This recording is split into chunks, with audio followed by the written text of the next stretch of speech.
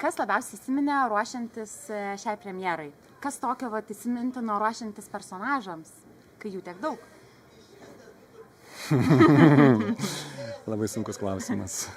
Norėčiau sakyti kitas klausimas, bet aš pabandysiu atsakyti šitą.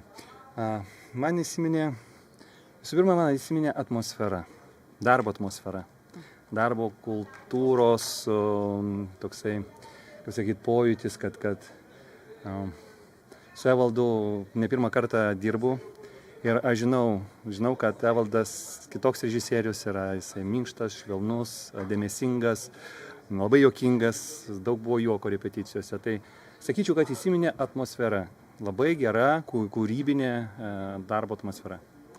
O apie ką pačiam yra šis spektaklis, nes kiekvienam žiūrovui jis įsineša kažkokią savitą mintį ir vertybiškai yra labai stiprus spektaklis.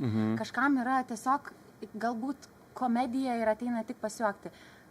Apie ką pačiam? Yra kažkokia nusileidusi mintis? Banaliai nuskambės, aišku, tai visų pirma tai yra apie meilę. Apie meilę, apie vienatvę, bet gerąja to žodžio prasme, kad mes gimstam vieni, paskui mirštam vieni ir senstam, ir laikas bėga, ir kaip labai svarbu turėti savęs žmogų, su kuriuo tu galėtum nugyventi, ne? Susituokti, vesti, ne moterį, su ją kartu numirti. Tarsi man toks pavyzdys yra Valdo Adamkaus ir Adamkienės pora.